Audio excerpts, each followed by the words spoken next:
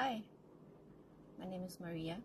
I'm co-founder of JuicyMagiK, and now I want to tell you more about my journey of Kundalini Awakening.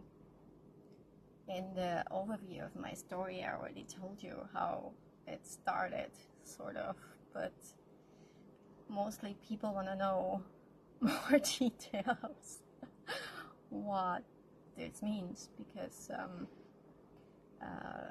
many people who talk about Kundalini Awakening didn't experience it the way I did. So I want to tell you the story and the journey that I went through. So it started a long time ago in my teenage years and in my 20s when I did all these spiritual exercises, because I found out that that would be the basis of what I'm experiencing now and what I went through in the last years. So if you remember, when I was talking about the Joe Dispenza meditation and where I said yes to life, and where the Kundalini energy or the life force itself, like I like to call it, started to enter through my feet, and I felt it going up my knees and my thighs, and it just started stirring up everything here, and then it started rushing through me. It started in waves during these meditations when I said yes to life, and I realized that my whole life I didn't say yes to life. So because of the murder of my brother and my childhood, that was quite full of despair, running away, not having enough, wanting to die, and saying no to life. No. And I literally mean like no. As a woman, I said no. And every time something wanted to enter me, I said no.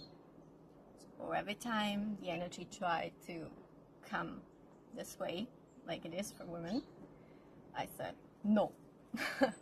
And I remember an incident many years ago, must be more than 10 years ago, where I went through a phase of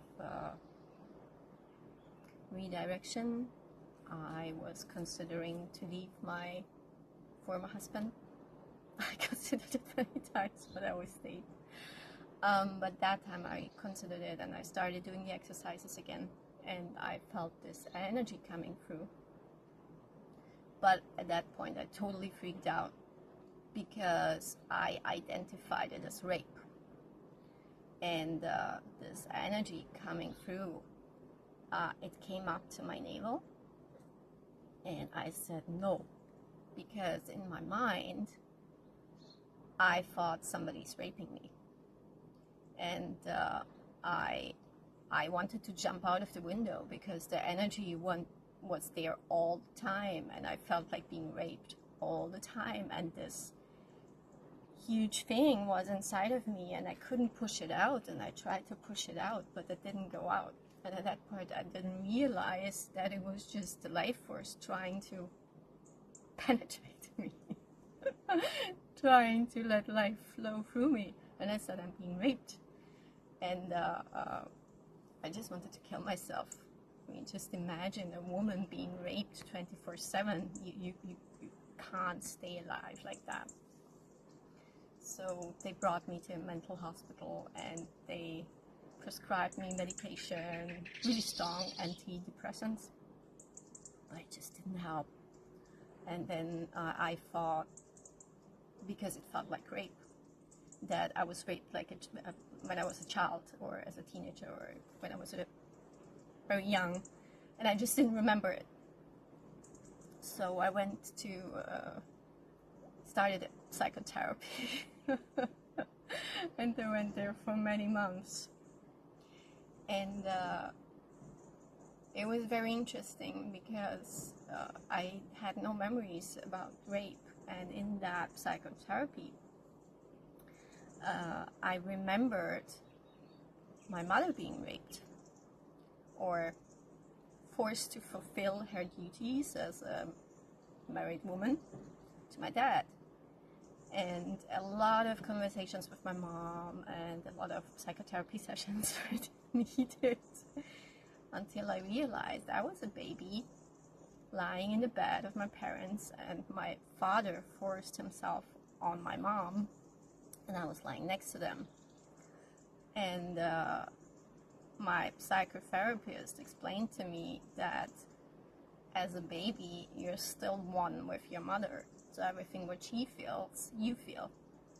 So I felt her rape, and I felt it in my own body, and I wasn't raped myself, but I felt the rape of my mom, and I identified so much that I thought it happened to me.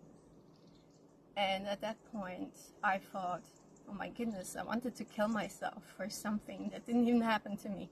I mean, it's bad enough if you're a child and you're lying next to your parents and it's kind of a situation like that.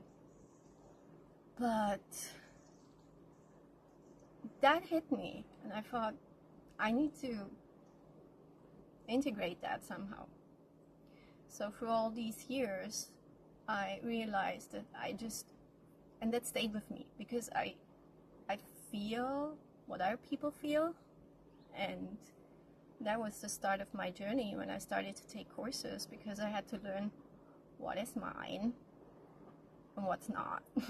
Because when I feel something, I feel it like physical pain. I feel it in my body. So my body is this like antenna feeling everything that's around.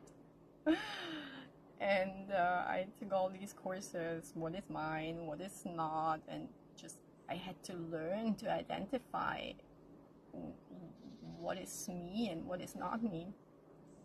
And I realized after many decades, it's like 98% is not me. It's just somebody else.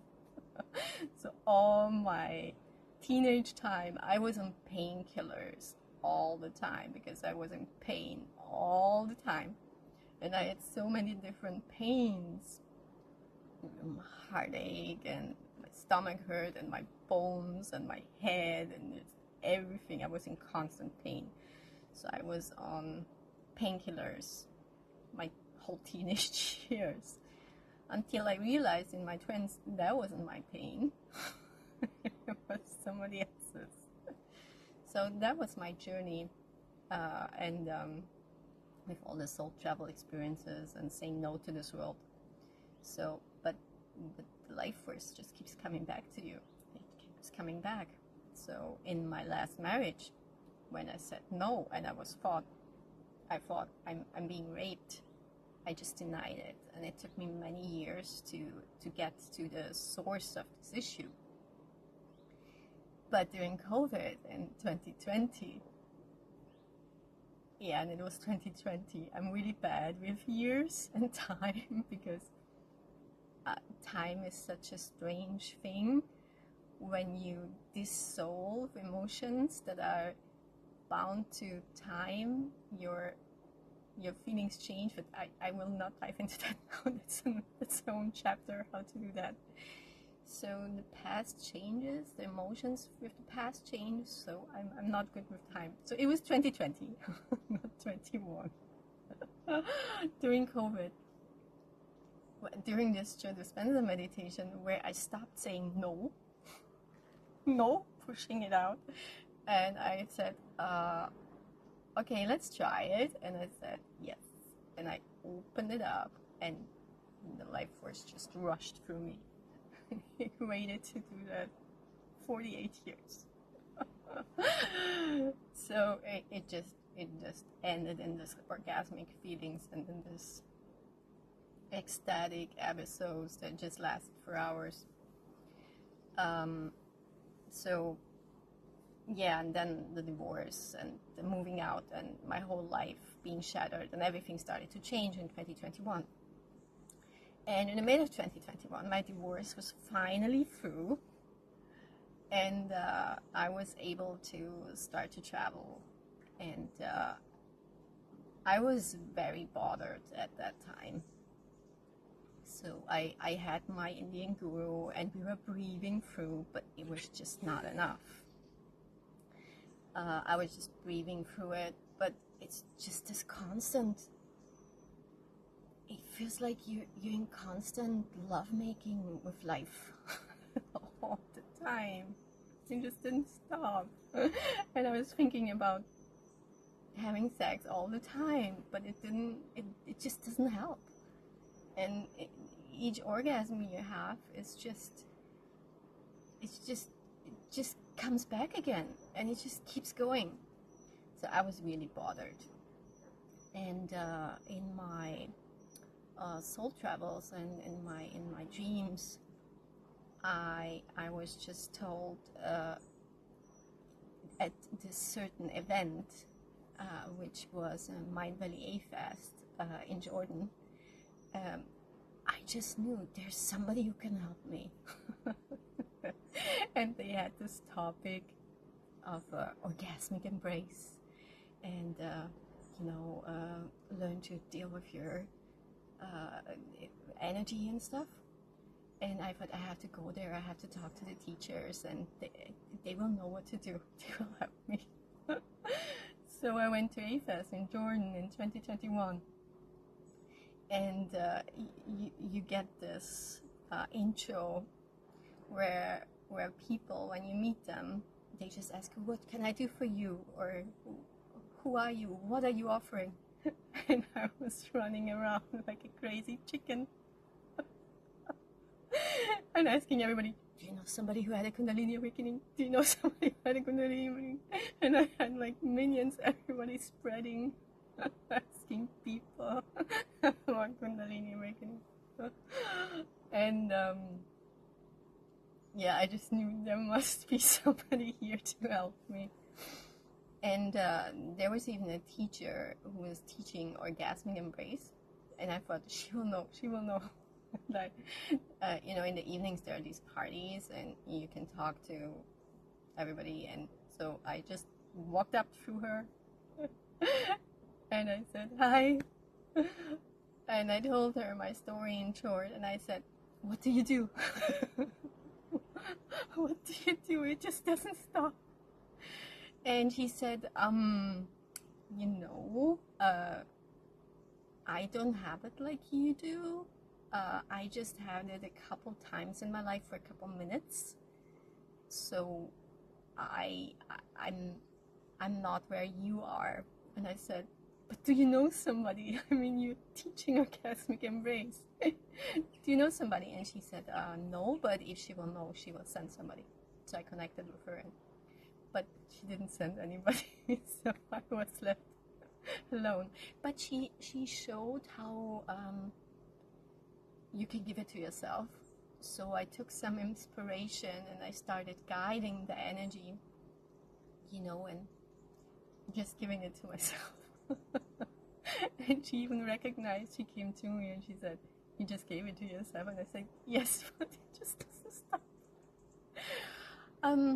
Yeah, so I kept searching, I kept asking people, but there was nobody there. And it was already the third day, and I thought, I will stay a crazy chicken. Nobody can help me. And at these conferences or these events, there are always these breath works and these activations. But I was already so activated, I didn't need an activation, I needed to deal with it. And I thought, these people are activating, but they have no idea what they're doing.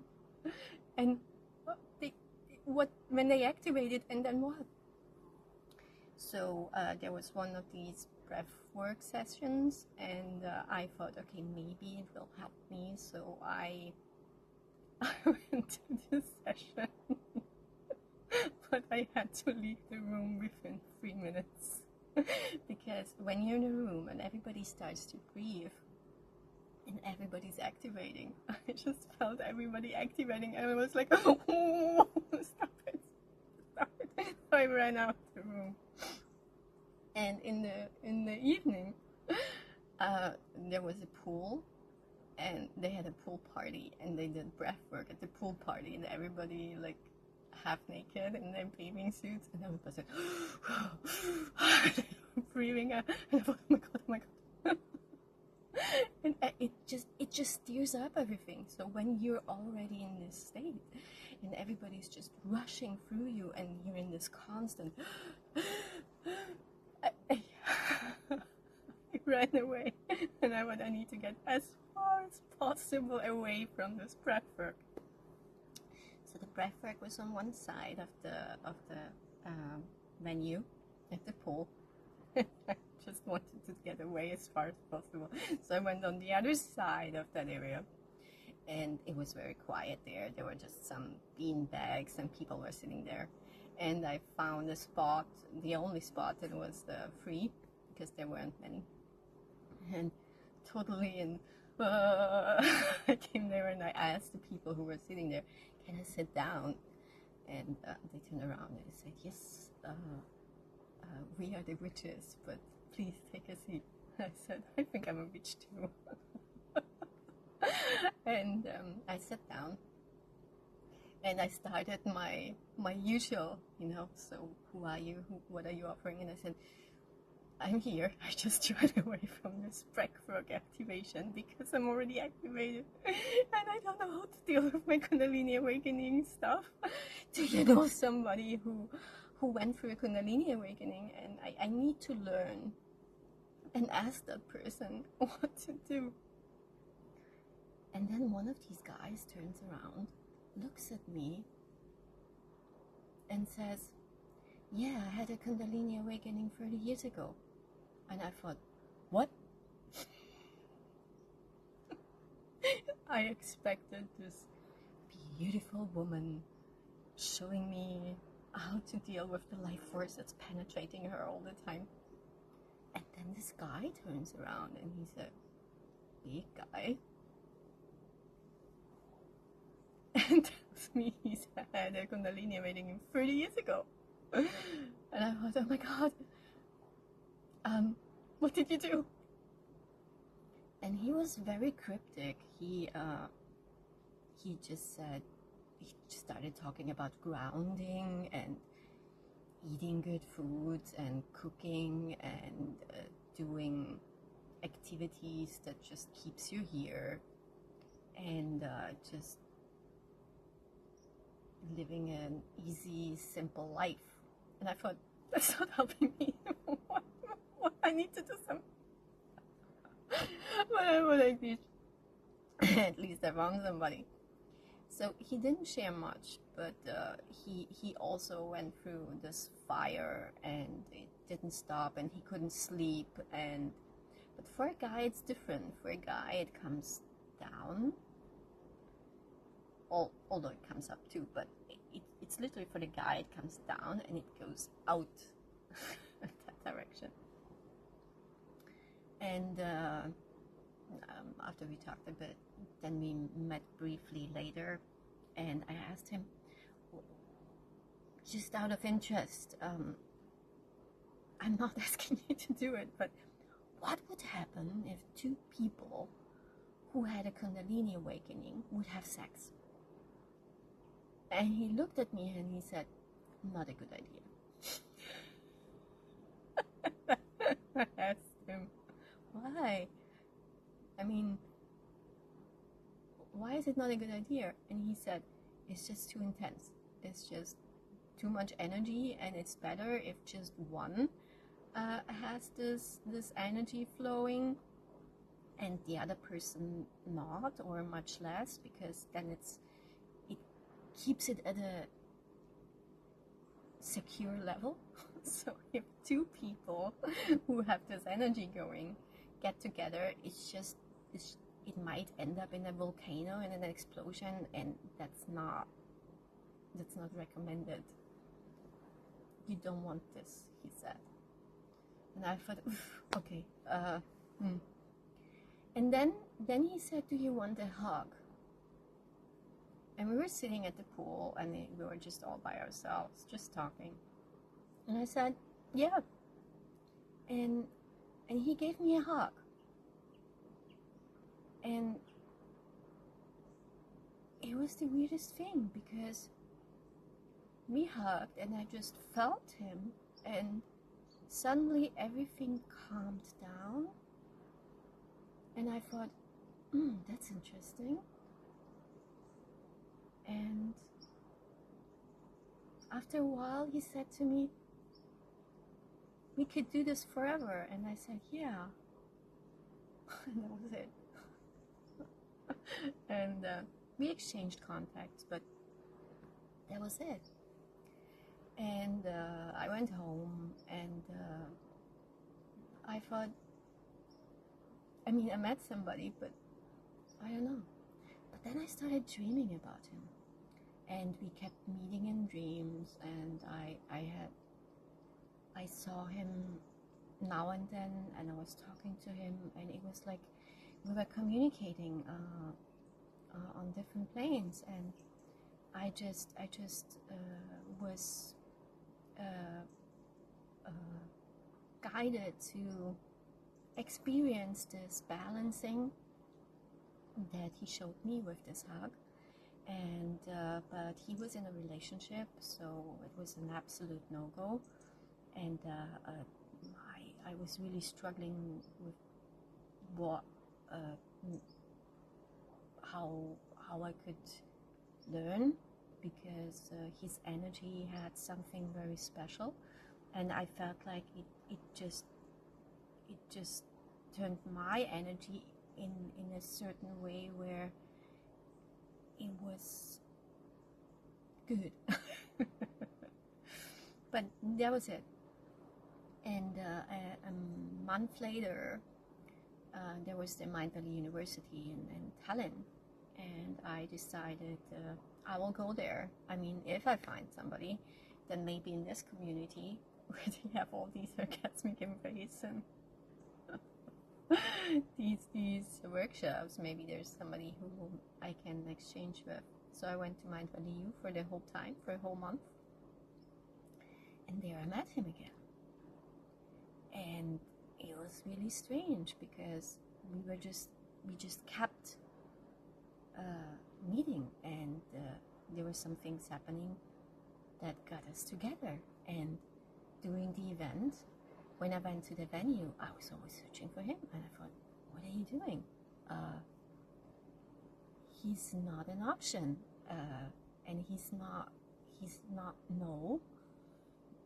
no, I wasn't interested. Absolute no-go. So what is this? Why do I keep searching for him?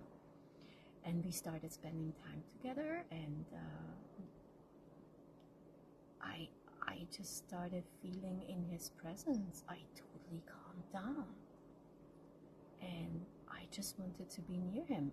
And it was enough when I was just standing next to him, or sitting next to him, or lying next to him, and my whole system just calmed down. But we got closer, and it just felt so different, like everything else before, and I haven't experienced that, and I was really confused. And one day I asked him, what is this? I don't understand. What is this? Why do I feel so calm and peaceful, and what is this? And then he looked at me, he smiled, and he said, that's love. I went, what? Nah. Nah. No, love is something else. Love is butterflies. Love is. But he said, no, this is love. And I thought, maybe he's right.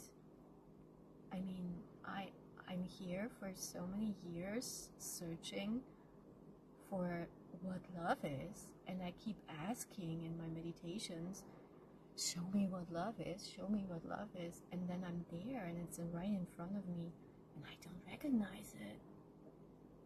And I thought, could this really be love?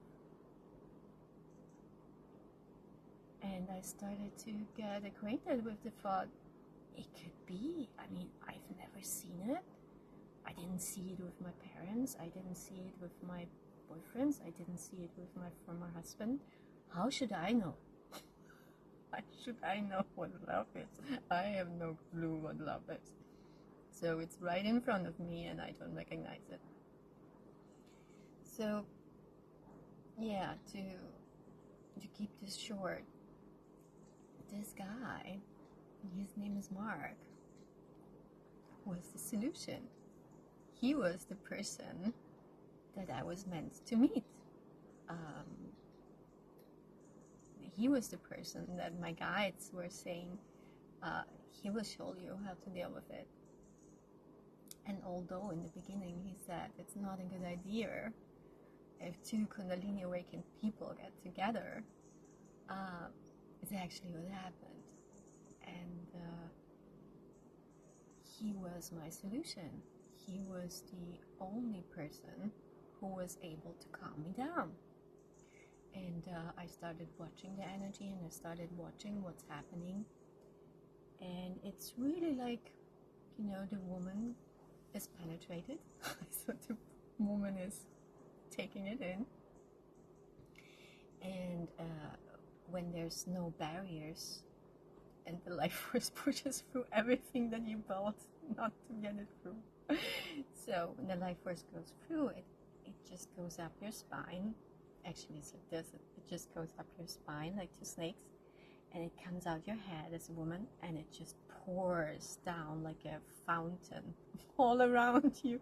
You're just pouring down. And it comes out in again.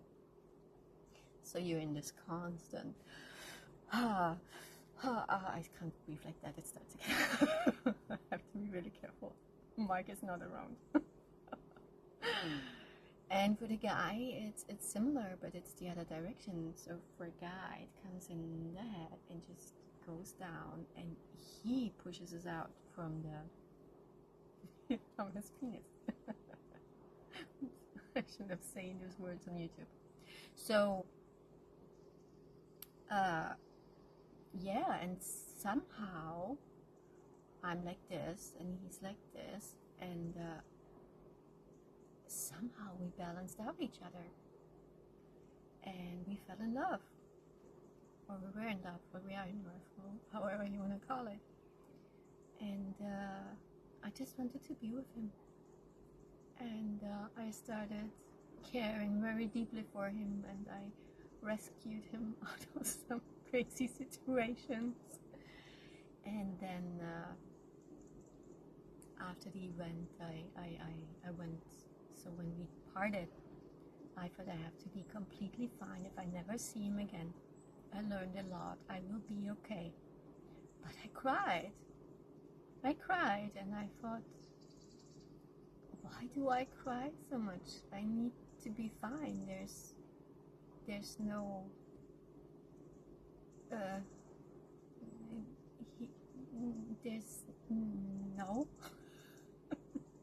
there's no way. But yeah, life planned something else. So he visited me in England, and then I visited him in Canada, and I met his gorgeous parents, and I'm very lucky I met his dad before he transcended the next year. And it's really funny because since I could go anywhere, I was researching the whole world. Where can I go? And I thought Canada is not an option. I thought I will not go to Canada. I literally refused Canada because of having this crazy tax system. It's cold.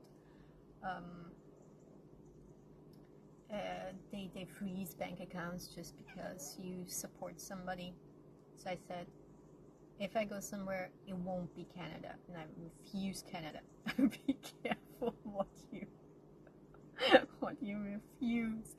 If you're in opposition of something, and you have life force flowing through you, life force will give you exactly that, because you can't be in opposition of anything. So since I said I can go anywhere, but not to Canada, guess where I ended up? In Canada. So Canada now. I mean, not now, but we have a home in Canada. So be really careful what you don't like. If you don't like black people, you will be a black person in your next life, almost for sure. Or you will be surrounded by black people, or you fall in love with a black person, or however. I used to say, I can be with anybody, but not with somebody who has a not curable disease. And I was very rigid about that. No, Mark has type 1 diabetes, and I learned very quickly it doesn't matter. Totally doesn't matter. And he has this pump and this sensor, and he's in this constant struggle of what to eat and what not to eat, and glucose levels and all these things, and he's on the brink of death all the time. And I always refused that, but I realized it totally doesn't matter.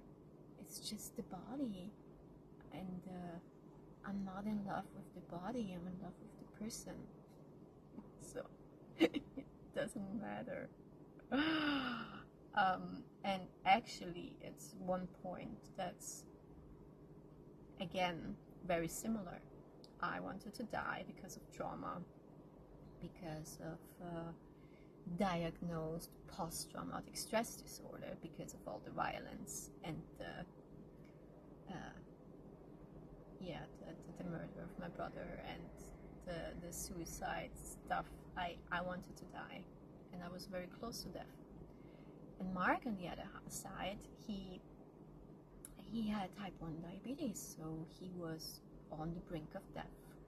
When he was in this high levels and not knowing that he had it, he almost died a couple times. So he's close to transition too. So maybe that's something that enables people to get into these states more easily because they're closer to the other side. So we are very similar in many ways, although it's very different, but it's very similar at the same time. Yeah, so that's how I learned to handle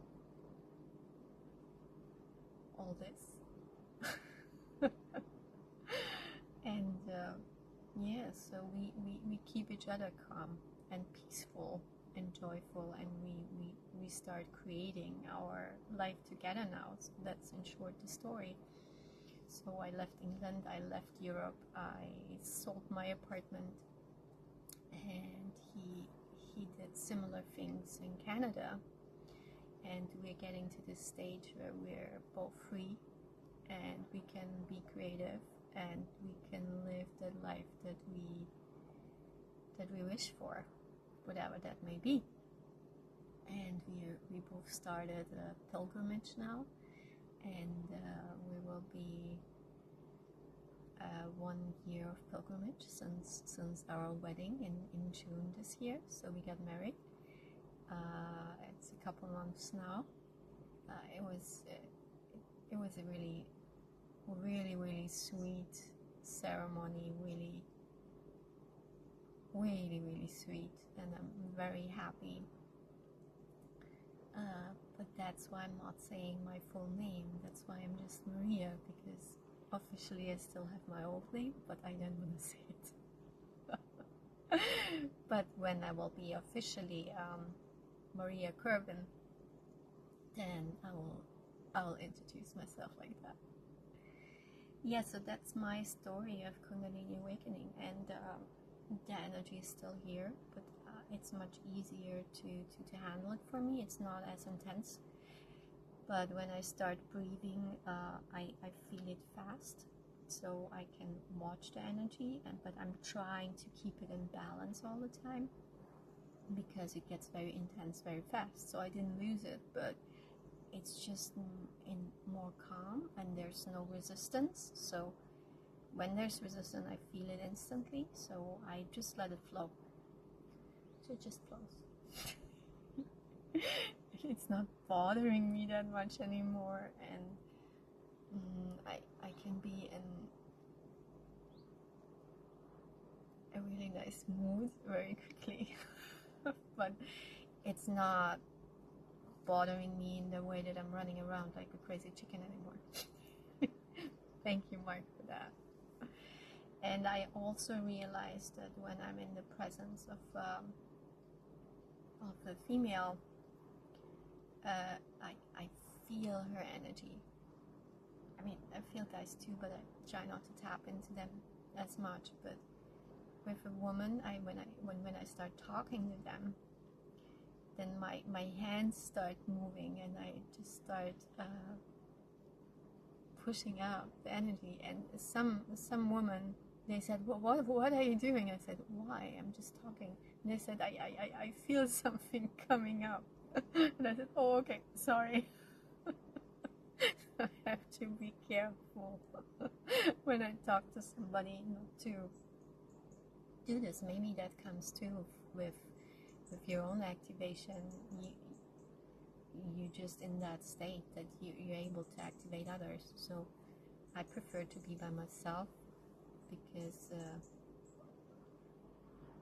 strange things might happen if you're close to me. My guru once said, Maria, you are a very dangerous person now. I said, why? Why am I dangerous? And he said, because you manifest really, really fast. And I thought, no, I'm not. I don't know what I'm doing. But then, and I mention this because so many people talk about manifesting. Forget about it. Forget about it. All these exercises, people have no idea what they're dealing with. I give you an example. I was with a friend, and he wanted to order burgers, and I don't eat meat. I just can't swallow it. I don't like meat. And I thought, okay, I will, because there were not many options for vegetarians at that burger store. And so we ordered that, and I just thought, okay, I ordered some veggies with some French fries with some sauce or something. But I felt it. I really wanted green curry. And it was so intense, and I saw the green curry, and I could smell it, and I would really like to eat green curry now. And I just had this thought, and I said, yeah, but I let him eat what he wants. But I really wanted this green curry. So we made our order, and we were waiting for the delivery. And the delivery comes, and it's all green curry. And we open it up, and it's green curry. And he said, this is not a burger. I said, this is my green curry. So literally the delivery service, they made a mistake, and they delivered exactly what I wanted. And he called the delivery, and he said, this is not what we ordered, we want to send it back. And they said, no, keep it. It's too complicated to get it back. Just keep it, and we bring you your order too. So after a while, the burgers came, and I had my green curry.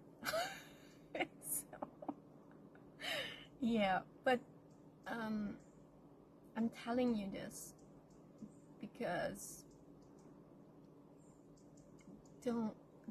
don't tap into these crazy courses where you pay thousands of bucks to learn how to manifest. You can't cheat life force energy. You can't cheat it. You're dealing with forces that you don't understand. And when you try doing this, life force is not a, how do you call it, a drive-through? Or I don't know, department store where you go in and you just take without paying. That's not how it works. Let me tell you, that's not how it works.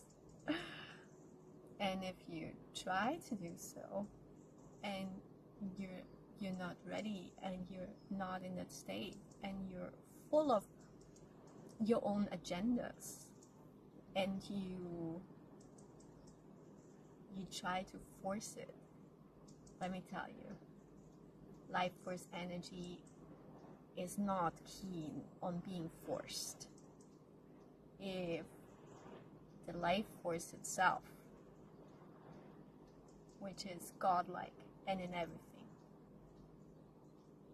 if she's treated badly, she slaps you. You get a and I see people doing this, I'm like, you have no idea what you're pulling in. If you force something, that force will come back to you tenfold. And that's when people develop diseases and they develop a sadness that's not leaving them, and suddenly they feel really lonely. It's because you dealt with a force that you don't understand. So, I mean, everybody can do what they want. Make your own experiences. I just give you this hint that don't treat God like a drive-thru. Don't treat the divine like a delivery guy or a cleaning woman. Don't do this. Yeah, I'll stop now. There are many stories to what real manifesting is, and it comes to you, and it comes to you in magical ways, but not because you took a manifesting course. And it doesn't come to you because, oh, I manifest a parking space now, I manifest $1,000, $10,000, $100,000. If you do it like this, you will lose $1,000, $10,000, $100. The life force will teach you, and she will slap you. It's not. But whatever. Do what you want to do.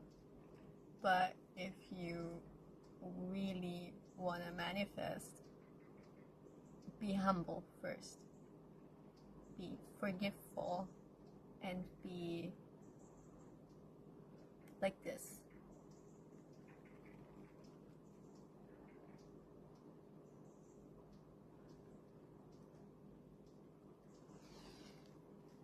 Kiss the ground and kiss the feet of the divine and lay on the ground in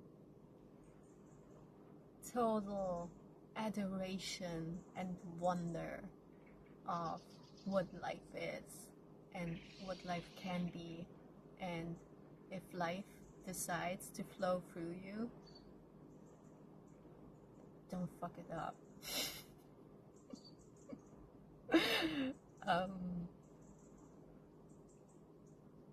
Just feel the grace and mercy when that happens, and don't try to force something. Just don't. I mean, if you want to go through that pain, please do. Maybe it's part of your path.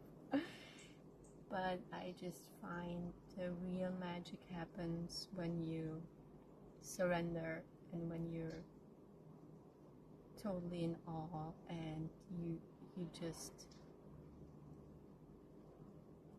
let it flow, and you just let it be, and you just embrace whatever comes, because you get the experience and the energy that you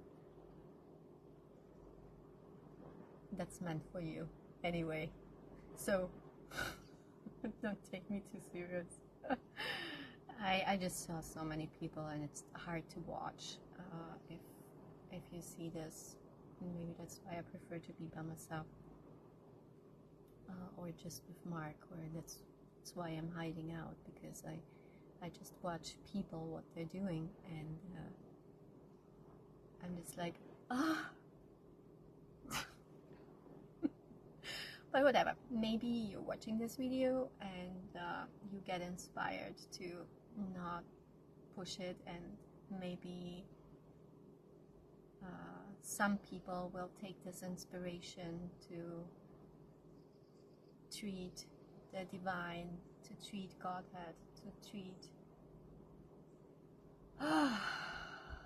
the source and life force itself with more humble feelings, and not as takers, and not as just give me, give me, give me, but in a real state of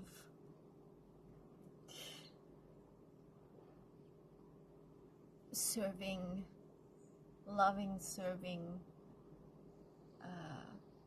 attitude. That's what Mark used to say. He's the eternal loving servant of divine, of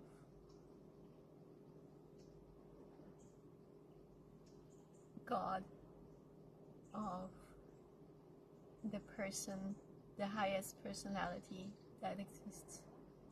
So be inspired to be the eternal loving servant, to become more eternally loving, serving life and others. So yeah.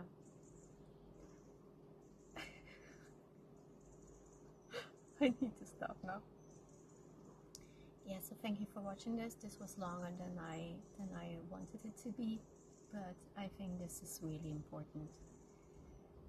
There's a lot of craziness out there, and I really hope you consider some more defined and loving attitudes towards others and towards yourself.